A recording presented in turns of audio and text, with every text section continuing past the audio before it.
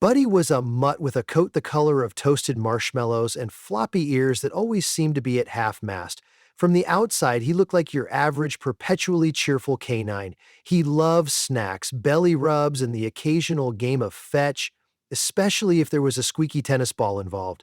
But Buddy had a secret. While most dogs could only bark, growl, or whimper, Buddy spoke fluent human English, complete with comedic timing that could rival any late-night host. This little quirk wasn't something he'd shared with just anyone. Most humans he'd met got a bit flustered when they discovered a dog that could say more than woof. So Buddy and his best friend and owner, Claire, treated the talking dog thing like a party trick, a tiny miracle they brought out only for close friends. Claire first noticed Buddy's special gift on a lazy Saturday afternoon. She was binge-watching stand-up comedy specials while folding laundry. The volume was high enough to echo through the entire apartment. But Buddy didn't mind. He usually lounged on the sofa, gazing at Claire with those wide, curious eyes. During one of the specials, the comedian delivered a punchline that made Claire snort loudly. Buddy, who had been drifting in and out of a doze, perked up. He tilted his head and let out something that sounded strangely like a chuckle. Claire turned down the volume, half certain her ears were playing tricks. The comedian delivered another joke, and this time Buddy let out a noise that clearly resembled a hoot of laughter. It was absolutely uncanny. "Did you just laugh?" Claire had asked, her eyes as big as saucers. Buddy cocked his head, tail wagging, looking as though he uttered his first clear English phrase. That was hilarious. Claire nearly dropped the laundry basket. A talking dog. She thought maybe she was overworked or dehydrated, but no. Buddy had indeed spoken, and from that moment, everything changed. As the weeks went by, Claire couldn't resist sharing Buddy's linguistic talents with her closest friends. Each time Buddy spoke, people's reactions ranged from stunned silence to jubilant laughter. Buddy took these moments in stride like a consummate showman. He'd position himself in the center of the room, deliver a quick quip or snarky observation, and then flop over for belly rubs as if nothing extraordinary had happened. Little by little, he discovered that making people laugh was a thrill all its own. The wag of his tail seemed to gain some extra verve whenever an audience burst into giggles. Claire began to indulge his new hobby by playing comedian after comedian on TV, letting Buddy soak up every comedic style, from observational humor to slapstick. She even caught him surreptitiously practicing lines in front of the mirror in her bedroom, lifting his front paws like a microphone. But what really sent him over the moon was a piece of news Claire shared one afternoon. "Hey Buddy, guess what? There's a new pet cafe in town." The cafe, called the Purring Perk, was a bright, cozy spot where owners could bring their pets to mingle over coffee, pastries, and an array of pet-friendly treats. Rumor had it that the cafe was planning a special open mic night to celebrate its grand opening, a chance for local performers, human and possibly otherwise, to showcase their talents. At first, Buddy wagged his tail at the thought of endless dog biscuits, but as soon as Claire finished explaining the concept of open mic, Buddy's eyes lit up with comedic ambition. That night, Buddy flipped through the mental catalog of jokes he'd soaked in from countless comedy specials. He had begun to fashion his own comedic persona, something that would set him apart from any two-legged performer. After all, it wasn't every day you saw a dog on stage. The next morning, while Claire was typing away at her laptop, Buddy hopped onto the couch and gently nudged her arm with his muzzle. When she glanced down, he spoke in his signature earnest tone. "Hey Claire, do you think I could do it?" She didn't even have to ask what he meant. "You want to perform at the Pet Cafe's open mic, don't you?" He nodded, eyes sparkling. Claire let out a soft laugh. "Why not? You've got some strong material. I'm sure they'll make plenty of room for a talking dog." In the week leading up to open mic night, Buddy honed his act as if he were preparing for a big stand-up special. He paced around the living room, reciting jokes to his squeaky toys, testing each punchline. He discovered that jokes about fire hydrants and mailmen were instant gold among canine friends. He also had a few quips about cat attitude problems that cracked up the local pups at the dog park. Claire, for her part, offered gentle feedback, suggesting ways he could read the room. Don't go too hard on the cats, she warned. You know how sensitive they can be. And we don't want a fur fight in the cafe. Buddy promised to tread lightly, but he couldn't help including a playful jab or two. After all, comedic tension was part of the fun. When open mic night finally arrived, Buddy was a bundle of nerves. It wasn't that he lacked confidence, it was just that he'd never performed on an actual stage, especially not in front of a mixed crowd of humans and pets. On their walk to the Purring Perk, Buddy couldn't help but notice how absolutely perfect the evening air smelled. A hint of lavender from nearby planters, warm bread from the bakery down the street, and the faint aroma of bacon bits emanating from the cafe's kitchen. It was the smell of possibility. Outside, a cheerful sign with paw prints led them in. Claire could feel Buddy trembling a bit, so she patted his head comfortingly. "You've got this," she murmured. Inside, the scene was lively. Pet owners sipped latte foam art-shaped like paw prints, while their furry companions nibbled on specially made biscuits from cushioned seats. A small stage stood in the corner, complete with a microphone and a modest spotlight. Buddy's tail wagged so hard that his entire rear end shook. He surveyed the crowd, noticing all sorts of critters and their humans. A parakeet perched on a lady's shoulder, a proud pair of pug brothers in matching sweaters, and even a tall, snooty cat who seemed more interested in grooming than paying attention to the brewing excitement. Claire found the organizer, a broad, smiling woman with bright pink hair named Sophia. She squealed with delight at the sight of Buddy. "He's going to perform? That is amazing!" Sophia quickly scratched Buddy behind the ears, and he resisted the urge to blurt out a witty remark about her hair color. He wanted to save his lines for the stage.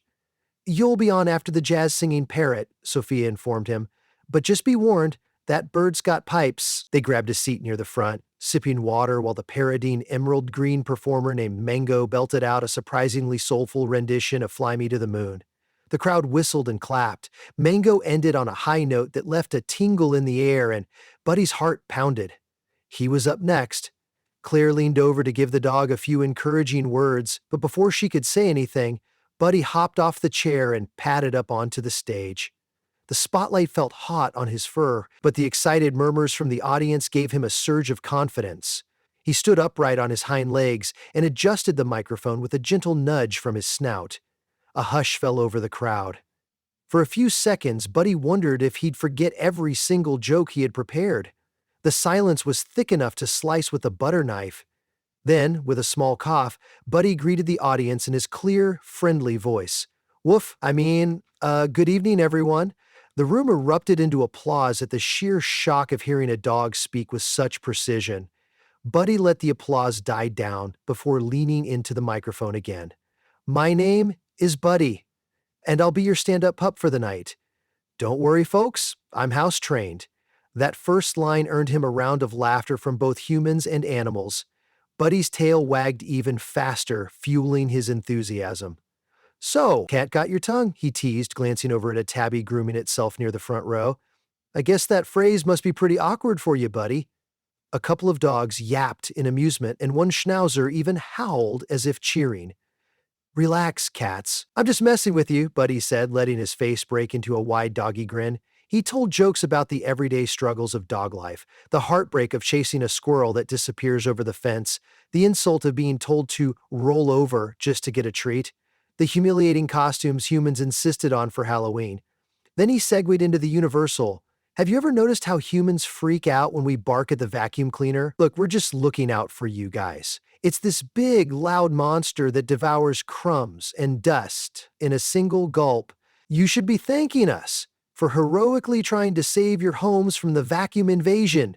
The audience, especially the humans, roared with laughter. The dogs barked in agreement. Even a stoic Great Dane cracked a doggy grin.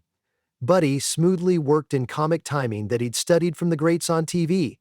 He'd pause, let the energy hang, then deliver a punchline that made the crowd erupt again. He sprinkled in some observational humor about cafe life. "I've never understood decaf. It's like a squeaky toy that doesn't squeak, what's the point?" And then a little self-deprecation. "People always ask me, Buddy, how'd you learn to talk?" And I tell them, I learned from you guys, obviously. You humans never shut up. That got a hearty chuckle and a few playful jeers. Even the tabby cat seemed mildly amused, twitching its tail in reluctant recognition. After about 10 minutes of jokes, Buddy felt a buzz of triumph zipping through his body. He hadn't bombed. In fact, he seemed to be crushing it. But just as he was about to launch into his closer a bit about the universal weirdness of dog biscuits shaped like tiny bones, he caught sight of something in the back of the cafe. A bulldog named Tank. Tank was notorious in the neighborhood for being a tough crowd. He seldom wagged his stubby tail and was rumored to have once stared down a mailman until the poor human scurried off in fear. Buddy could see Tank's brows furrowed, his sides heaving as though he was unimpressed. A bead of sweat, or maybe dog drool, trickled down Buddy's muzzle. He decided to address this potential heckler head-on. "And I see my friend Tank in the back," Buddy said, pointing a paw. "Tank's a real charmer. He's the only dog I know who can intimidate a statue. But hey, no hard feelings, right? Tank actually gave me a paw 5 the other day, only took a little bribery with bacon." A few cautious laughs broke out, though Buddy could sense the tension. Tank was glaring with those droopy eyes. Maybe Buddy overstepped with the bacon comment. The hush was deafening. Then, in a moment that felt like it stretched for a mile, Tank let out a short bark, almost a grunt. His sunken cheeks twitched ever so slightly. Then, to everyone's surprise, the bulldog's lips curved upward, revealing a toothy grin that looked like it was made out of cinder blocks. He barked again, this time in what could only be interpreted as canine laughter. The entire cafe erupted in relief and delight. Buddy nearly wagged himself off the stage. Before he wrapped up, Buddy decided to ride this new wave of adoration. "Thank you all for listening, folks," he said warmly. "You've been a wonderful audience. If you enjoyed the show, feel free to leave a treat on the stage. And if you didn't enjoy it, don't worry. I'm sure Mango the Parrot will overshadow me soon enough with another jazz solo." The crowd giggled as Buddy hopped down, returning the microphone to its stand. Claire ran to Buddy and scooped him into a hug. "You killed it," she whispered, unable to contain her grin. Sophia, the event organizer, was equally elated. "I think we just discovered the headliner for future pet comedy nights," she gushed. Several spectators approached, itching to pet Buddy or ask for selfies. A few cats strolled by with thinly veiled indifference. But Buddy took it as a win that they didn't hiss or swat at him. Tank marched up to Buddy, tail wagging in a slow, methodical pattern. The bulldog cleared his throat, and Buddy braced himself for a potential rebuke. Instead, Tank let out a gravelly but earnest, "Good show, pup." Buddy's mouth fell open. He hadn't realized Tank could speak any words at all, though it was more of a grunt than a sentence. Nevertheless, it was the highest praise any dog could receive from the neighborhood tough. They spent the rest of the evening basking in the afterglow of a successful performance. Buddy sampled a few pupcakes covered in peanut butter frosting, while Claire chatted with some of the cafe's patrons about upcoming events. Mango the Parrot joined their table, still riding high on the applause for his singing abilities. "Not bad, dog," Mango squawked. "Ever thought about adding music to your routine?" Buddy gave a wry smile. "I'll leave the squeaky solos to you, Buddy. I can sing, but it's mostly howling at the moon." In the days that followed, Buddy found himself unexpectedly thrust into local stardom. Word of a talking, joke-cracking dog had spread like wildfire. A local blogger who had been present that evening posted a video of Buddy's set and it went viral in the neighborhood. Suddenly, dog walkers and cafe patrons recognized him on sight. Some asked him to tell a quick joke, while others simply wanted to see the miracle for themselves. Even the local news station called Claire to ask if they could do a short feature. Claire, protective of Buddy's well-being, chose to keep the media circus at bay, at least until Buddy indicated he was comfortable with more attention. She never wanted her best friend to feel used or overwhelmed. Buddy's newfound fame also came with some interesting fan interactions. One lazy afternoon, while he was lounging by the window, he heard an odd rattling at the door. Claire opened it to find 2 cats in identical pink collars looking supremely unimpressed. "Are you Buddy?" one of them meowed politely. Buddy trotted over. He half expected them to issue a claw-laden complaint about the cat jokes he'd used during his set. But to his surprise, they wanted pointers. They wished to try out comedic routines of their own. Buddy had to fight the urge to giggle. Cats doing stand-up comedy? Now that was an act he'd pay to see. He gave them some tips on timing and comedic tension, referencing how some of the biggest laughs come when you play innocent but deliver a sly punchline. The cats responded with stiff nods, then scurried away, heads held high. If they ever performed, Buddy wanted front row seats. One evening, not long after his smashing debut, Buddy sat next to Claire on the couch as they scrolled through a list of upcoming open mic events around town. There was a comedic festival happening at a nearby community center, and it was open to all talents, including pets. "Do you think I should sign up?" Buddy asked, his ears twitching with excitement. Claire mulled it over. "You did so well at the cafe. But that's a bigger crowd. There might be people from out of town, judges, critics, all that stuff." Buddy placed a paw on Claire's lap and peered at her with soulful brown eyes. "I'm not sure if I'm ready for that next step, but I can't stop thinking about it either." Eventually, Buddy and Claire decided to keep the idea on the back burner. They agreed that if Buddy felt a genuine desire to pursue comedy further, they would tackle the next level together. In the meantime, he was content with performing at the Purring Perk's smaller events, honing his craft. Each time he got up on stage, Buddy discovered a new angle for jokes, be it the frustration of chasing his tail or the bewilderment of seeing humans wear matching pajamas for Christmas photos. The cafe's regulars learned to expect an occasional comedic cameo from their favorite stand-up pup, and they welcomed him with open arms, wagging tails, or gentle purrs.